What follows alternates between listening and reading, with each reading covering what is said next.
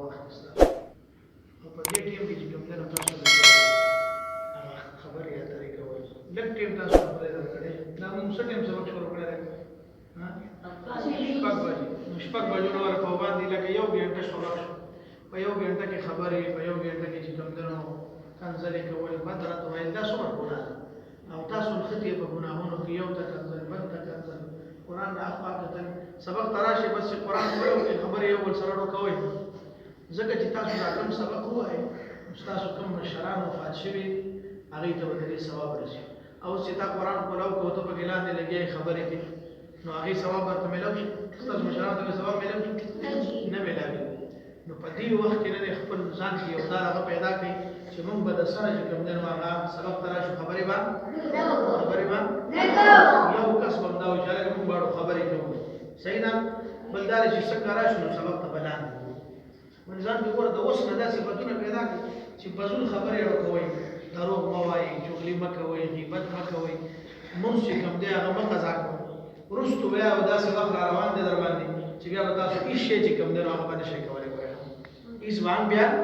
نشئ کولی اوس دا ټیم دی در باندې په دې وخت کې تاسو د دې وخت نه که د ریشاو عادت جوړ کړو نو ټول عمر به بیا تاسو چې کوم دی نو څه به وایئ ریشا او که د دې عمر نه تاسو دروغ شروع کړو نو بیا به ټول عمر چې کوم دی نو تاسو به څه وایئ خپل ځان دا به چې کوم دی نو هغه د ریشاو عادیات جوړوي ریشا به وایي دروغ به چاته هم ګوره د یو هلک دی یو ماشوم هلک دی مور رخصتو په سفر باندې کړو نو چې کله په سفر باندې روان نو مور ورله یو 40 دینار ورکړه هغه 40 دینار یې ورله دا کمیس کې وروستو طرف ته ملا سره یې ورله وتړلې او مور ورته وایي بچیا وایي ته ځې خو دروغ به نه وې څه به نه وې دروغ به نه وې که په لاره کې درته هر شي مخې ته راغله خو دروغ به نه وې وایي ټیک ده مورې دوی روان دي سفر کوي د بلې قافلې سره ملګری شي یو ځای ته ورسېده غله بیا راپاڅېده چې څنګه غله راپاڅېده بس د دې ټولې قافلې والا نه مالونه واغسته سامانونه یې ترې واغسته دا نوجوان ماشوم هلک دی یو ځای ته غلی کېناسته خیرنې کپړې دي ځکه څو ورځې سفر هم کړی ګندا داسې ښکاري غریب ښکاري یو غل رالی ورته وایي بچې تا سره څه شته دی او ورته یو کاکا ما سره شته دی وایي بچې څه دي در سره وایي کاکا یو 40 دیناره دي را سره هغه یې واخسته کوم ځای دی بچیا وایي کاکا زما د دې ملا شاته زما مور چې کوم دی هغه زما د دې ملا سره یې تړلي دي بچې وایي تا ولې ما ته ریشا وایي که تا نه وې ویلې نو ما تا سره تا راشي هم نه اخیستله ته ماشوم هم یې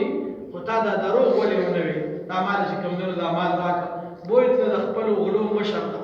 او هغه ته وایي دې ماشوم نه تپوس وکړه د ده سره پیسې ورته وایي بچې پیسې در سره شته دی وایي وایي څومره دي وایي 40 دیناره دي څومره 40 دیناره دي بچې کوم ځای کې دي وایي کاکا د دې ملا وروستو ما تړلي مور راته تړلي دي وایي بچیا که تا نه وې ویلې نو موږ به چې کوم دی نو دا نه وې حاصل کړی نه به موږ ته پته لګېدلې نو هغه یې ترې راواغسته چې ویې شمارل نو پوره 40 څومره وو پوره 40 دینار دی ورته وایي بچې تا ولې ریشا وویې وایي کاکا کله چې زه مور رخصتولم نو ما ته یې ویلي وو دروغ به نه وې ما ته یې څه ویلي وو